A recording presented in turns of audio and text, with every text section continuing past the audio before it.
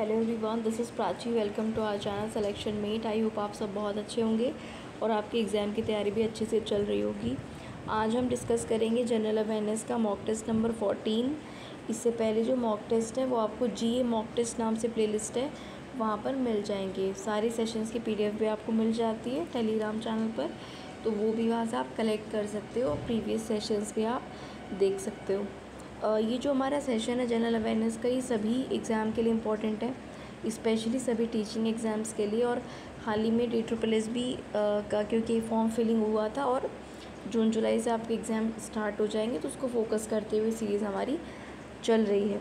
और मैंने आपको ये भी बोला था कि मैं आपको मंथ वाइज करंट अफेयर्स भी कराऊँगी, और उसके लिए मैंने आपको बोला था कि मैंने आपको जनवरी के जो करंट अफेयर्स हैं पूरे मंथ की एक वीडियो में करा दिए हैं, जो भी इम्पोर्टेंट करंट अफेयर्स थे। और अगर आप उस को सपोर्ट करते हैं, वीडियो को देखते हैं, ज़्यादा लोगों तक पहुंचाते हैं, तो मैंने आपको बोला था कि मैं सारे मंथ के आपको करंट अफेयर्स कराऊंगी। तो वो वीडियो ज़्यादा लोगों ने देखी नहीं है, इसका मतलब शायद आप लोगों को ज़रूरत नहीं है। तो अब हम जो जीए मॉक टेस्ट की जो सीरीज़ है इसी को कंटिन्यू रखेंगे। जनवरी के आपको करंट अफेयर्स मिल जाएंगे, उसकी वीडियो अपलोड हो चुकी है। क्योंकि अगर देखिए जो चीज़ आपको चाहिए ही नहीं उस पर वीडियो बना के, जिसमें मुझे काफ़ी दिन लगे थे क्वेश्चंस को कलेक्ट करने में, उसको का कोई फ़ायदा नहीं है। तो जो चीज़ आपको चाहिए वही हम यहाँ पर लेकर आएंगे। तो ये थोड़ी इन्फॉर्मेशन थी वीडियोस के बारे में। बाकी अब आज का सेशन बिना देरी के हम शुरू करते हैं। 20 क्वेश्चन हम मॉक टेस्ट में डिस्कस करते हैं। तो चलिए, आज का पहला सवाल है आपके सामने, कौन सा स्मारक सवाई प्रताप सिंह द्वारा बनवाया गया था। ठीक है, तो सवाल क्या है, which monument was built by Sawai Pratap Singh. तो देखिए, जो हवा महल है, आपने हवा महल का नाम भी सुना होगा। हवा महल को सवाई प्रताप सिंह ने बनवाया था। ये क्वेश्चन DSSS में पूछा गया है। ठीक है, तो इम्पॉर्टेंट है, तो आप इसको याद रखना। सवाई प्रताप सिंह द्वारा हवा महल बनवाया गया था। आते हैं क्वेश्चन नंबर 2 पर। वित्त वर्ष के दौरान उधार को छोड़कर कुल बजट प्राप्तियों पर कुल बजट का जो व्यय होता है उसके अतिरिक्त के रूप में उसको मतलब क्या बोला जाता है, ये क्वेश्चन आपका है। वित्त वर्ष के दौरान एक फाइनेंशियल ईयर में, इंग्लिश में भी क्वेश्चन मैं आपको बताऊंगी, पहले हिंदी में समझ लो।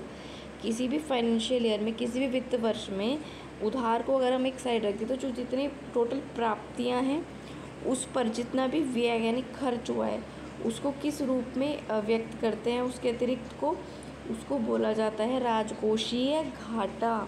ठीक है, इंग्लिश में सुन लेना, राजकोषीय घाटा को बोलते हैं फिस्कल डेफिसिट। राजकोषीय घाटा को फिस्कल डेफिसिट बोलते हैं इंग्लिश में। तो fiscal deficit is defined as excess of, जब ज़्यादा हो जाता है, excess total expenditure over total budget, जब एक्सपेंडिचर हमारा टोटल बजट से ज़्यादा हो जाए, excluding borrowings during a fiscal year.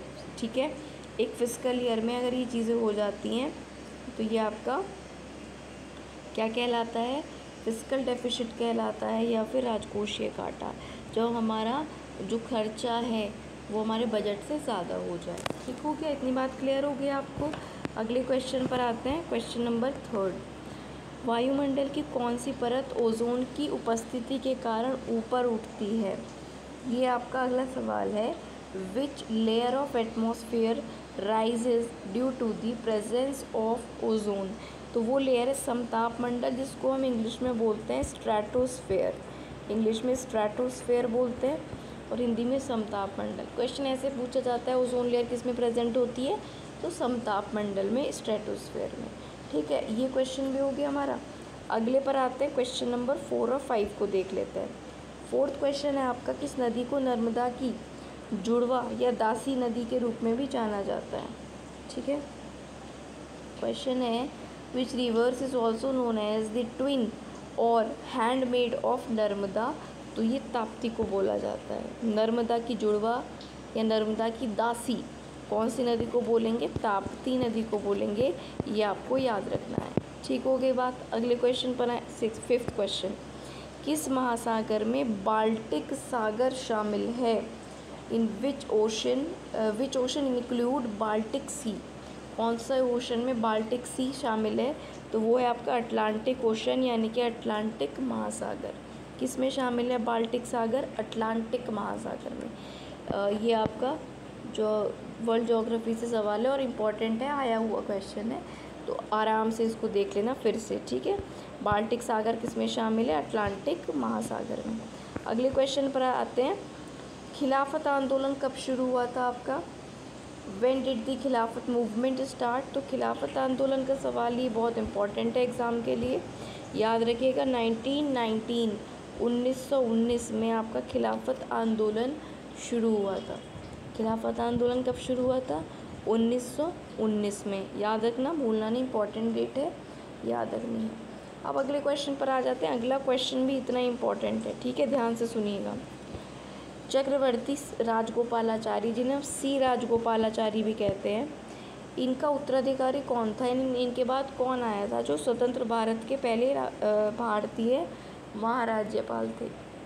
ठीक, तो क्वेश्चन ये है कि सी राजगोपालाचारी जो कि स्वतंत्र भारत के पहले भारतीय महाराज्यपाल बने, कौन बने? फर्स्ट इंडियन गवर्नर जनरल बने थे, इंडिपेंडेंट इंडिया के, सी राजगोपालाचारी। इनके बाद कौन आया था जो भारत का गवर्नर? इन्होंने, ये किसकी जगह पर आए थे? इन्होंने किसको सक्सीड किया था? तो ये आए थे लॉर्ड माउंटबेटन के प्लेस पर, ठीक है। तो लॉर्ड माउंटबेटन के बाद स्वतंत्र भारत के, देखिए वैसे तो स्वतंत्र भारत के पहले गवर्नर जनरल बने लॉर्ड माउंटबेटन, लेकिन पहले भारतीय गवर्नर जनरल स्वतंत्र भारत के वो बने थे सी राजगोपालाचारी। दोनों बातें आपको याद रखनी है। क्लियर है? पढ़े आगे, चलो क्वेश्चन नंबर 8 पर आ जाओ। 8 भी इम्पोर्टेंट सवाल है। 8 आपसे कहता है कि किस महाराज्यपाल ने, किस गवर्नर जनरल ने 1853 में कोलकाता से आगरा तक पहली टेलीग्राफ लाइन बिछाई थी या खोली थी? कोलकाता से लेकर आगरा तक, और ये बात है कब की? 1853, 1853 की आपकी ये बात है, ठीक है। तो ये आपको बताना है ये कब की घटना है, ठीक।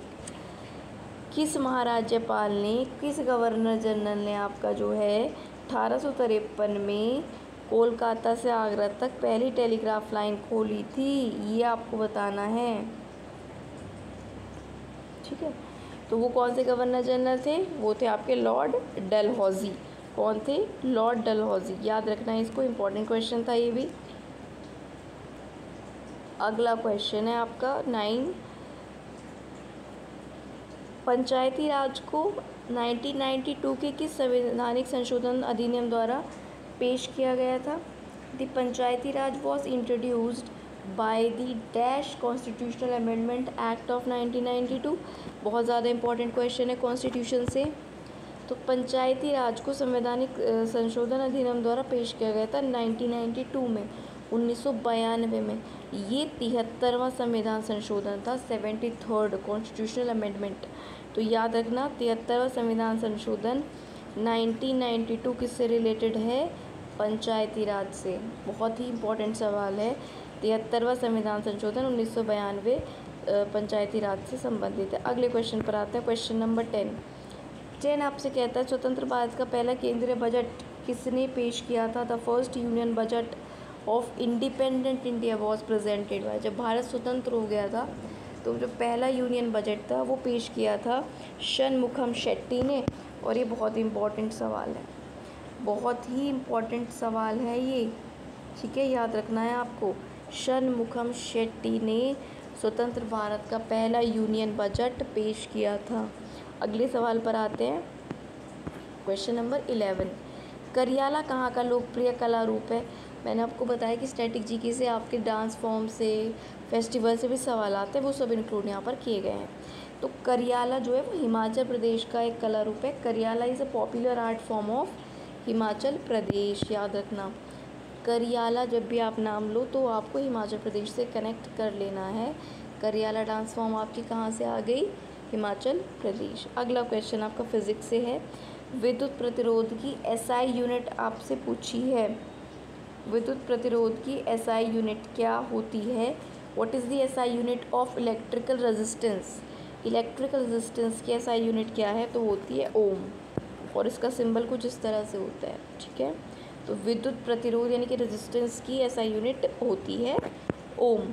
अगले क्वेश्चन पर आए, क्वेश्चन नंबर 13 में आपका अच्छा सवाल है कि इनमें से कौन सा जो विज्ञान है जीवाश्म पौधों के अध्ययन, यानी कि उस विज्ञान को क्या कहते हैं जिसमें जीवाश्म पौधों का अध्ययन किया जाता है, ठीक है। In which science we deal with the study of fossil plants, ठीक है। तो उस स्टडी को क्या कहते हैं जिसमें फॉसिल प्लांट्स की स्टडी की जाती है, उसको पैलेंटोलॉजी कहते हैं, जीवाश्म विज्ञान कहते हैं। क्या कहते हैं? पैलेंटोलॉजी या जीवाश्म विज्ञान, ठीक है। जिसमें हम स्टडी करते हैं फॉसिल प्लांट्स की, उसको पैलेंटोलॉजी कहते हैं या जीवाश्म विज्ञान कहा जाता है। अगले क्वेश्चन पर आए 14th है आपका, फ्लोरिडा जल संधि मैक्सिको की खाड़ी और किस महासागर को जोड़ती है? The Florida straight connects gulf of Mexico and dash ocean.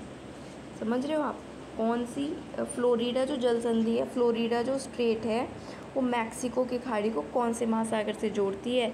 तो फ्लोरिडा की जल संधि मैक्सिको की खाड़ी को अटलांटिक ओशन से या अटलांटिक महासागर से जोड़ती है, ठीक है। याद रखना, फ्लोरिडा जल संधि मैक्सिको की खाड़ी को अटलांटिक महासागर से जोड़ती है। अगला क्वेश्चन आपका क्वेश्चन नंबर 15, कौन सी पर्वतमाला पूर्व की ओर भारनेर और कैमूर की पहाड़ियों की ओर जाती है? Dash mountain range continue eastwards as the Bharner and Kaimur hills. पूर्व की ओर भारनेर और कैमूर की पहाड़ियों की ओर जाती है कौन सी पर्वतमाला? तो वो है विंध्य पर्वतमाला। तो जो विंध्य माउंटेन रेंज है that continue eastwards to as the Bharner and Kaimur hills. तो आपको मैं उम्मीद करती हूँ ये चीज़ याद हो गई होगी, अच्छे से पढ़ लेना, ठीक है। इम्पॉर्टेंट क्वेश्चन है ये भी।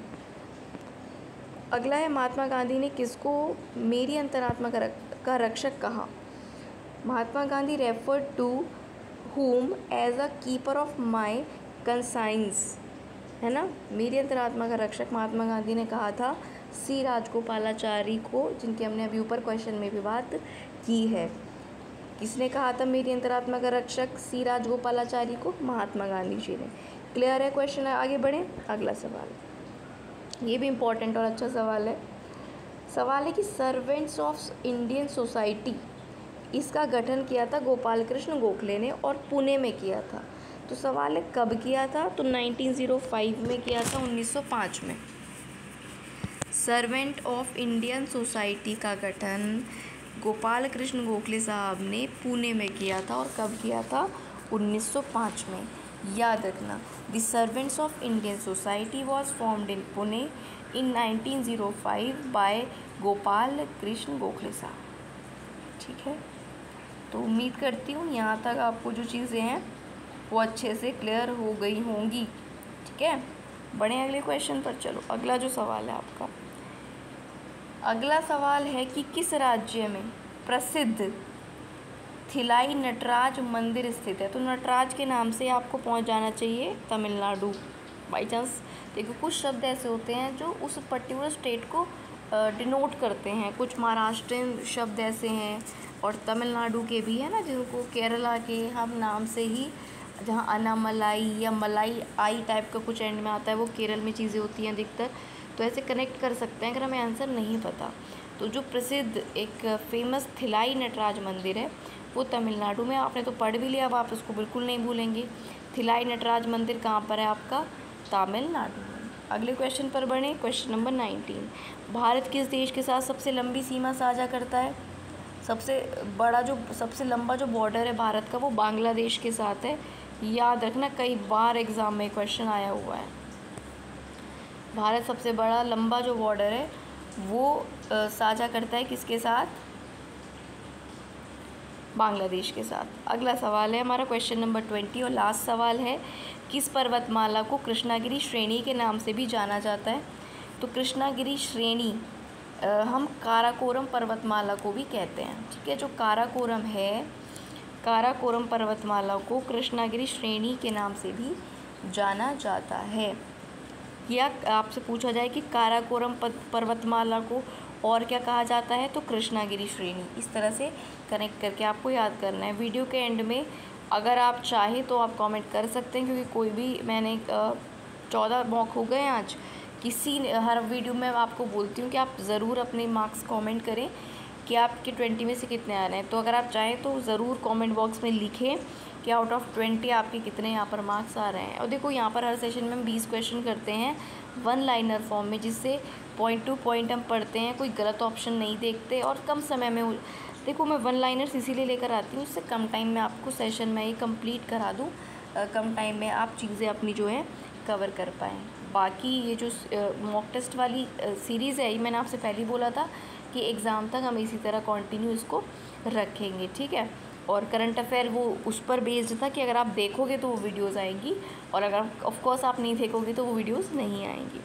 तो ये मेरी तरफ से आज का सेशन था। PDF आपको टेलीग्राम पर मिल जाएगी, लिंक टेलीग्राम का डिस्क्रिप्शन में है, सिलेक्शन मेट नाम से ही है, और बाकी PDF भी पहले वाली भी आपको सारी वहाँ पर मिल जाएंगी। वीडियो अगर आपके काम आया है, कुछ भी आपको वीडियो में पसंद आया है, तो वीडियो को लाइक कर सकते हैं, चैनल को सब्सक्राइब करके बेल आइकन प्रेस कर सकते हैं, यदि आप आगे की वीडियोस भी आने वाले समय में देखना चाहते हैं। और अगर आप किसी भी स्टडी ग्रुप से कनेक्टेड हैं तो आप इस वीडियो को अपने दोस्तों के साथ शेयर ज़रूर करें। तो चलिए अब अपनी पढ़ाई आप कंटिन्यू करिए, ठीक है, अच्छे से करते रहिए, एग्ज़ाम में ज़्यादा समय नहीं बचा है। हम मिलेंगे नेक्स्ट वीडियो में जल्दी ही, तब तक के लिए थैंक यू।